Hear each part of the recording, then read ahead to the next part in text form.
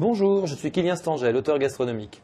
Aujourd'hui, nous allons voir ensemble 10 conseils pour être un gastronome, ou tout du moins, comment organiser un repas entre amis afin qu'il soit convivial. Donc tout d'abord, on peut subdiviser ce moment en 3 parties. Tout d'abord, la notion de partage, d'échange. S'intéresser à la personne qui est en face de nous, ou les personnes si elles sont plusieurs, afin d'échanger avec elles sur les différents sujets de discussion. Ensuite, la notion de plaisir, qui doit être le même ressenti autant pour vous que pour les autres, mais avant tout, il serait préférable de penser aux autres. Et puis ensuite, s'intéresser un petit peu aux produits, naturellement. Car pour bien argumenter, pour bien valoriser ce que vous avez préparé, pour que le repas soit convivial et chaleureux, il ne faut surtout pas parler de sa technique culinaire, mais il faut avant tout argumenter les produits. Donc sur la notion de partage, il y a quelque chose à imaginer. Il faut s'intéresser à l'ambiance, essayer de créer une ambiance autour de la table, autour du repas qui soit convenable, mais qui soit surtout efficace pour l'ensemble des personnes qui sont à table. Si vous avez un dîner d'affaires, il faut naturellement avoir une tenue vestimentaire et un sujet de discussion qui correspondent aux personnes autour de la table.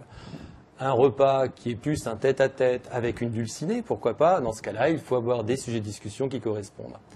Dans un deuxième temps, il faut penser au temps, justement, au temps du repas.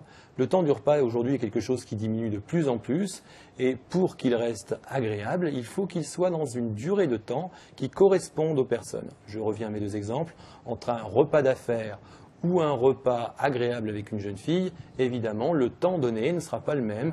Et l'attente qui peut exister entre les repas est aussi un sujet bien délicat. Si vous avez cuisiné vous-même les produits, n'hésitez pas à valoriser vos produits. Pas obligatoirement vos recettes, mais vos produits. Les labelliser grâce à des labels de qualité qui existent ou des labels d'origine géographique. Vous pouvez valoriser la notion de terroir, l'anecdote historique et surtout la saisonnalité. N'hésitez pas à valoriser vos produits, à travers eux, vous valoriserez vos recettes. Vos produits sont là aussi pour valoriser les expériences gustatives, autant les vôtres que celle des convives. Si vous écoutez vos convives, à la fin du repas, ils auront l'impression d'avoir passé un bon moment. N'oubliez pas naturellement, dans la création de votre menu, pensez à ce qu'il y a de plus naturel, l'équilibre alimentaire, et surtout, dans un menu, variez les expériences gustatives. Variez la notion de saveur, la notion d'effet pimenté, d'acidité. L'ensemble de ces éléments apporteront plein d'éléments de discussion et vous permettront de discuter sur différentes expériences des convives.